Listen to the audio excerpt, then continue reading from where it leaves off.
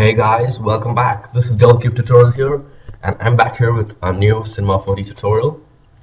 And I have some problem with my voice because I've got a sore throat, so please don't mind.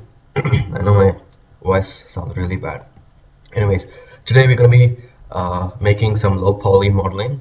So a few days back, this guy NPS3D commented on saying please make some low poly tutorials and tracking in Cinema 4D. So I'm going to be doing some low poly tutorial now, and tracking I'll be uploading in a few days. So today we're going to be learning to model this low poly hut in Cinema 4D, and the original idea was a speed hut which I found on Vimeo. So let me just show you that. So this guy called Brian Saar on Vimeo made a speed model, and I just followed through, and I can make the tutorial for you guys, and hope you enjoyed. So let's get started. So here I am in a new project, and then I'm going to go to my render settings and change that to 1280 by 720. Okay, and the first thing we want to do is we want to go and grab a cylinder, and then we want to go to display and choose graph shading lines so we can see the number of segments that we want over here. And I'm going to set the height over here to say something like 80, and I'm going to set the height segments to 6 and the rotation segments to 7. So now you can see we already have some low polyness over here. Okay, and if I press Ctrl R, you can see it still has this smooth rounding. So to remove that, we need to take this font tag and we want to delete the font tag. Okay, so once we remove the font tag, we're going to add in some deformers to give it a bendy shape. So the first thing I want to do is I want to use the bulge deformer, and I'm going to drop it down. Now a cool version in above R14 or I believe R15 above is this option called fit to parent. What it does is if you click fit to parent, the deformer automatically resizes to the dimensions of the object. Okay, so now once done, we press fit to parent. I'm going to set the strength to 15 and the curvature to 125.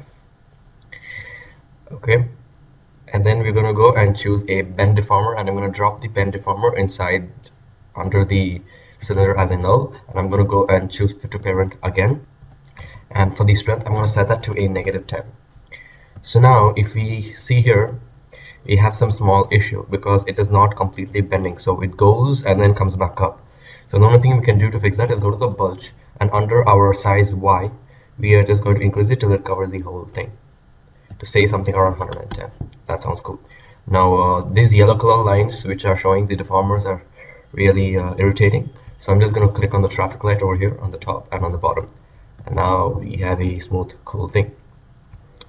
So once we do with that, we can go and choose the cylinder, we can go to right click and we can choose current state to object. So let me hide this off. So now what happens is we have this single object which is already deformed. Okay, that sounds cool. Okay, so the next thing we want to do is we want to go and grab a cone. I'm going to set the bottom radius to, let's say, 90, the height to 60, and the rotation segments will leave it as 8, and the height segments will leave it as 8, and the rotation segments we're going to set that to 30. And now when we move it up, we see we have something like this. Now this is the top of the roof. So if we go into our front view, we can go and actually take this thing, we can rotate it on the banking, and then we can go ahead and put it in the center, and we can place it right there. Okay, and then what we're going to do is we're going to go start making some copies. So I'm going to make 5 copies. So Control C, Control V. I'm going to drag this up, I'm going to press T, and then I'm going to scale it down. I'm going to press Control CV again. I'm going to drag this up, press T, and I'm going to scale this one down. We can get some randomness, and then sorry, this thing keeps popping, and Control C, Control V, drag it up, press T, and scale it down. I'm going to press Control CV again. We'll take this, we're going to drag it up and press T and scale it down. Bring this down a little bit, and then we can go back to our view over here, and we can start rotating this thing. So let's take the middle one, press R on the keyboard, and we can give it some offset rotation so that it doesn't look exact and not too uniform. Okay, now this looks pretty big to me. So what I'm going to do is I'm just going to take all this, I'm going to press Alt G, and then I'm going to press T, and I'm going to scale this down manually.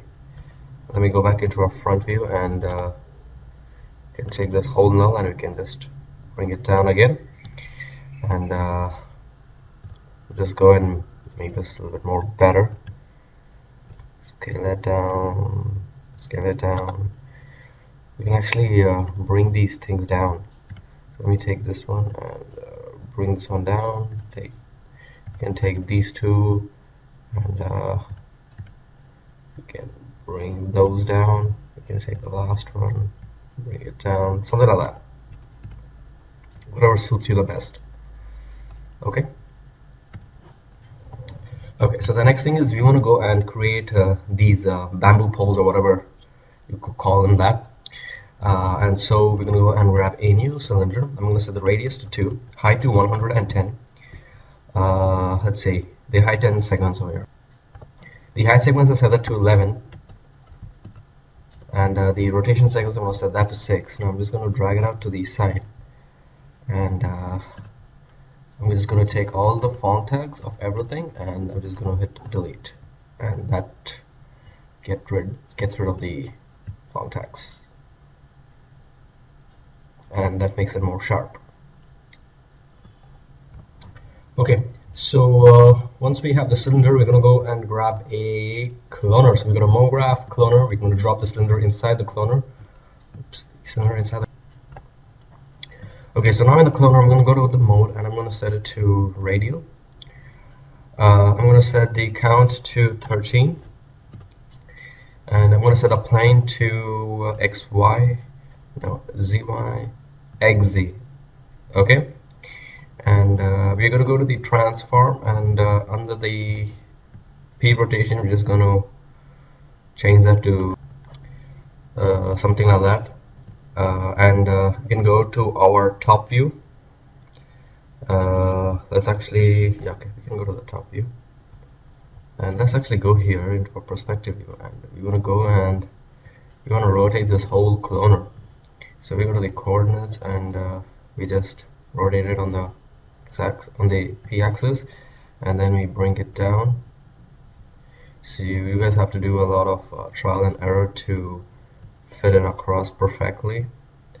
So I think I'm going to reduce it to say something like 2, and then we're going to bring it down, and here you can see there's a lot of gap over here.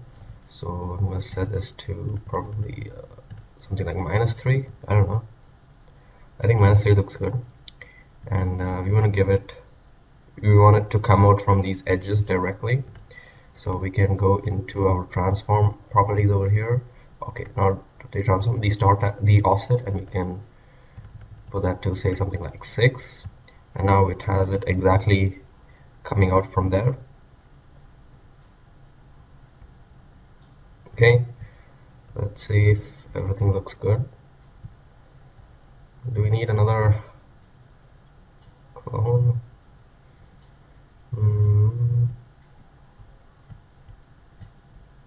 Okay, I think this looks pretty cool, pretty good as well.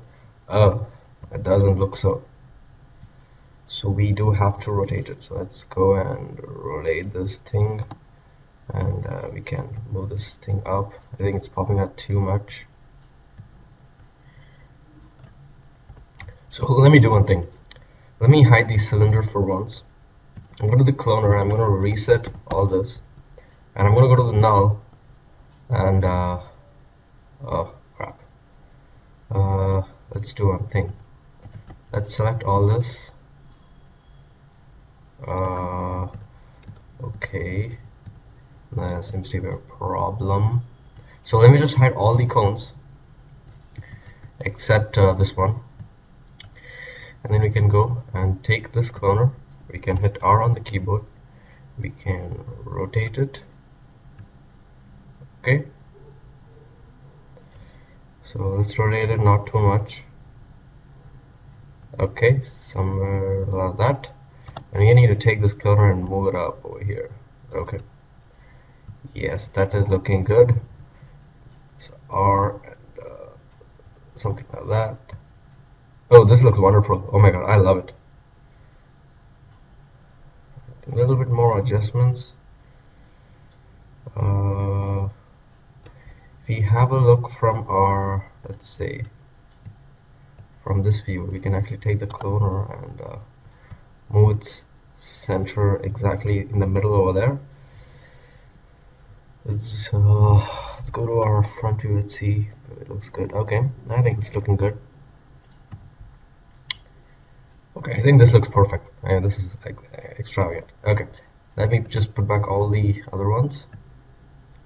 And so we want to go into our cloner, and we want to start reducing down the radius of it, something like that.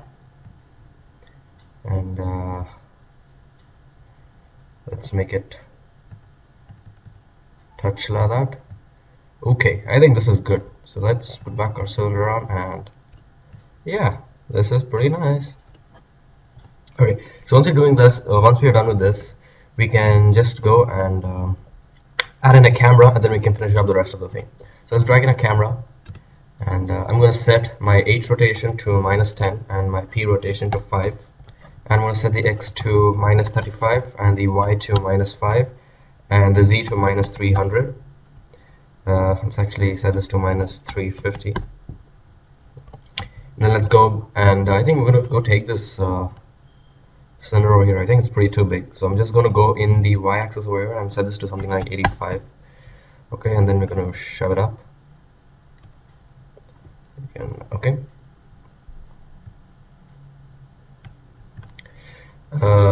Let's give it a little bit more rotation, something like that. Okay, that looks good. And then we're going to go and grab a plane. We are going to bring this plane down like that. Let's actually delete the plane. We're going to go and grab a disk. So let's go and take a disk. Oops, a disk. And then we're going to drive the disk down.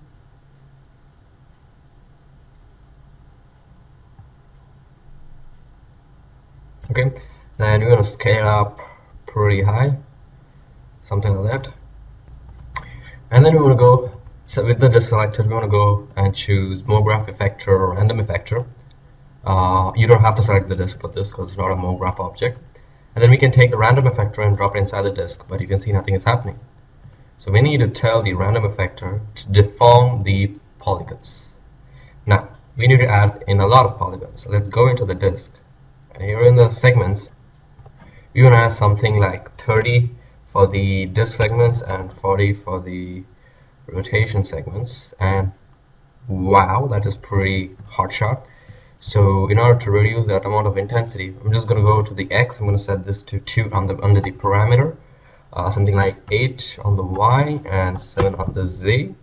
Okay, that is looking good. And we can actually go to the random seed and change that if we don't like it. So we want it to be something, I think this looks good. Okay, and the next thing we're going to add one more deformer. So we're going to choose a spherify, and we're going to drag the spherify inside the sphere, and boom, we have something that's going underground. But we don't want that. So the first thing I want to reduce down the strength to 15. And then I'm going to go to my front view, and then we're going to bring the spherify thing down, like really hot shot down, so something like that, and so that it just bulges up over there. You can see that bulging, so something like that.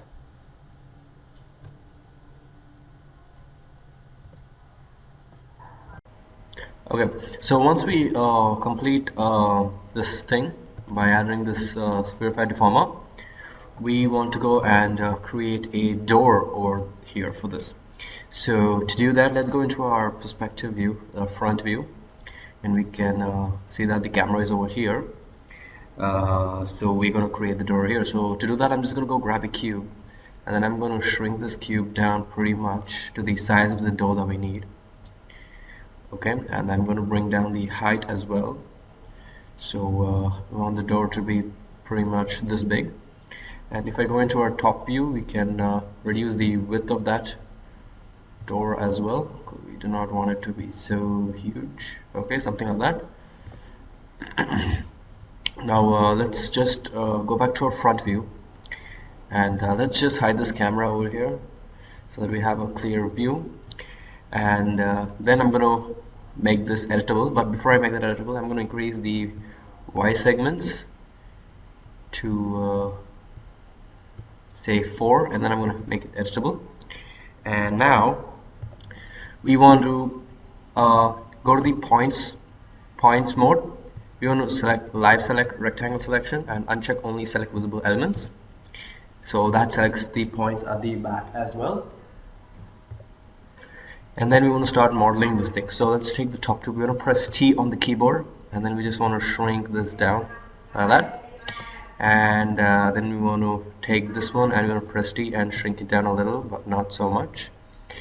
Then I'm pressing the spacebar to jump between the tools, so that's a good tip. And I'm going to press T, and I'm going to scale this one apart, and I'm going to press I'm going to select this, I'm going to press T, and then I'm going to move this one apart. Okay, so we have something that looks like a door of some sort, and of course it's low poly, so it will not look perfectly correct and symmetrical.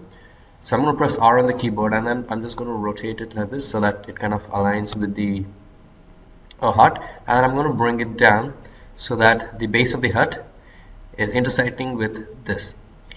And then what we're going to do is we're going to go back to our perspective mode over here, and let me just hide the cones for a second, and also the cloner.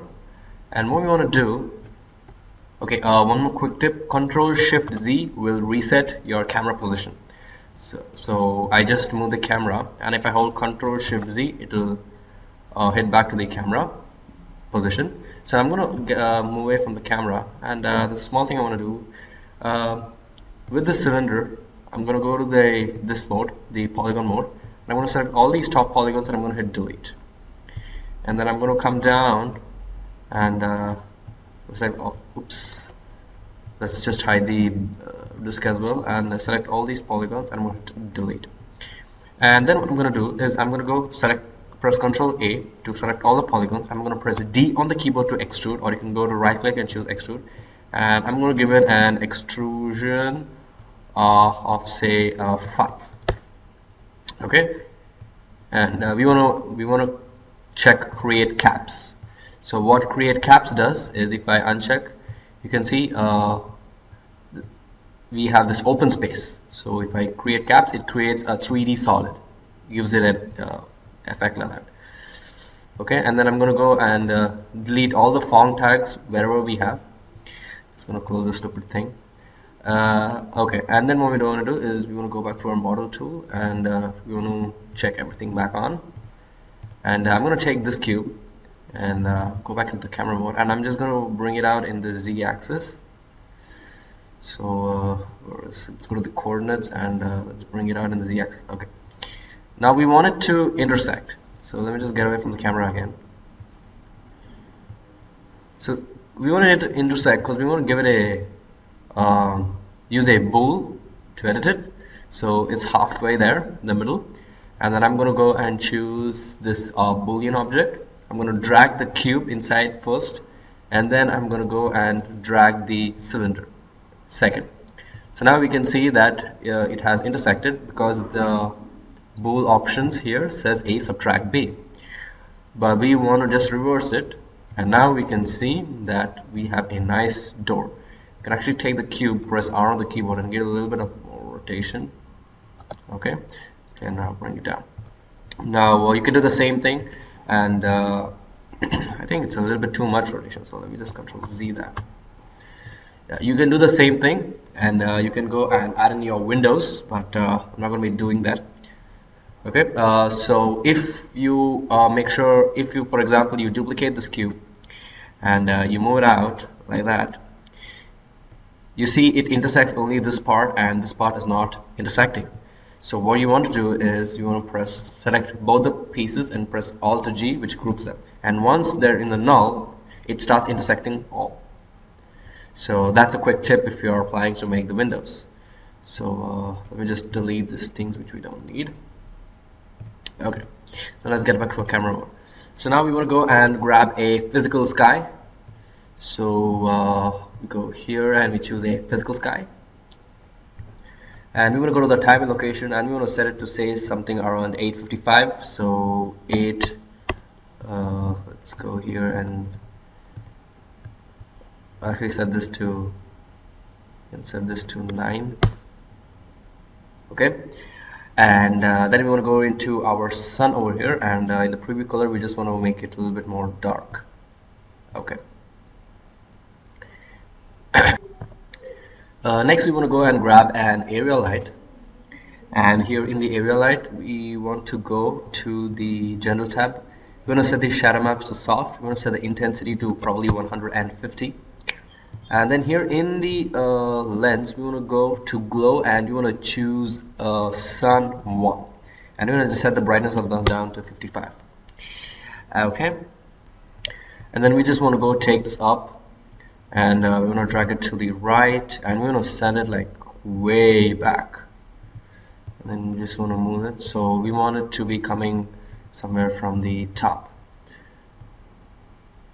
So if we get away from our camera and move back, zoom back, we can see that the light is kind of showing from there, and we can just take our rotation tool and we can just rotate it like that and rotate it down.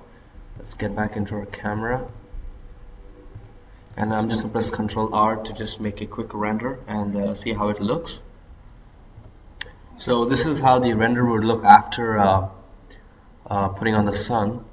We can actually go and check on global illumination and we can reduce down the settings just to see how it will look. Let me just make a render again. Okay, so now this looks much cleaner and better, and we just wait for the sun to pop and boom, there you go. That looks amazing, doesn't it? I actually want to go into my top view, and I'm going to move this thing a little bit more back. So say something like that. We want to make sure that is within the camera view. So like that. Let's go back to our perspective view and we can move this thing up. And one more cool tip is we can add an infinite light. So let's go grab an infinite light. Okay, and now the thing about infinite light is we need to position it in a place that we want the light to come from, right? Exactly, that's what an infinite light is. But moving it here, there, and rotating it and all is a little time consuming. So a cool tip is, with the light selector we can go to display, cameras, and we can choose set active object as camera. So now whatever you're looking at is what the infinite light is looking at. So now we can move and we can place our object like this. So this is where the infinite light is coming from, and then we can switch back to this camera, and then when you hit render,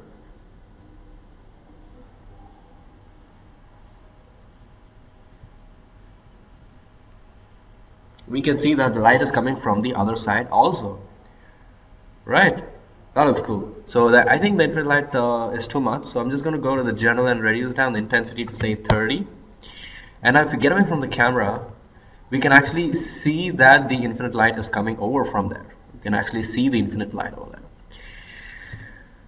Okay, now let's make one more render and see how it looks. Yeah, this looks pretty cool. I like it. Not bad. Yeah. So I think I'm gonna go to this light again and reduce that down to say go to here the brightness, and I think is there a scale? Yeah, I'm going to reduce the scale down to say something like 75. That's pretty too big.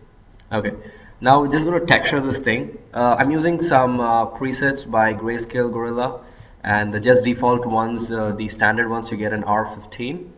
So let me go here, and I'm going to materials, and we are going to go to let's say wood, and let's say you can use anything. I'm going to use oak, and I'm going to use ebony, and let's try pine wood. I don't know. And let's go to surfaces. There was a moss texture somewhere over here, so let me go back, and let's go back into our Grayscale Gorilla texture kit. Let's go to natural, and yes, so we have this moss fuzzy. So let me just put that on, and I'm going to drag it on the disk, and I'm going to take the wood, and I'm going to drop it on this one. I'm going to actually drop it on the whole bowl, on these two actually, and I'm going to take this, and I'm going to put it on top of the null, which has all the clones. I'm going to take this wood, and I'm going to put it on the cloner, and now I'm going to set this to cubic mapping. I'm going to set this to cubic mapping, and we'll take the mouse and set this to cubic mapping also, and I'm going to press Ctrl R, and let's make a render.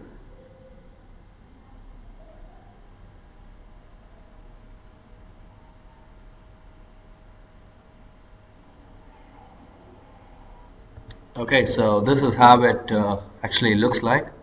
Looks pretty cool, but we see it's kind of 2D and plain. So I'm just going to go to the infinite light over here, and generally I'm going to go shadow map soft, and I'm also going to go and check on ambient occlusion. Now that'll give us some serious 3D awesomeness, so let's just check that out. Yeah, so now that looks more 3D-ish. And I mean, this is the basics of low poly modeling. You just reduce the segments and do some editing. And this is the end result of our tutorial here. And thank you so much for watching this tutorial. And I'll be making 2 more low poly tutorials that are going to be coming up in a few days. So watch out. Please like, share, comment, subscribe. And any tutorial that you'd like me to make, just drop a comment below. And I think I'm going to be making a few cool tutorials, some visual effects and tracking. So see you then. Bye bye.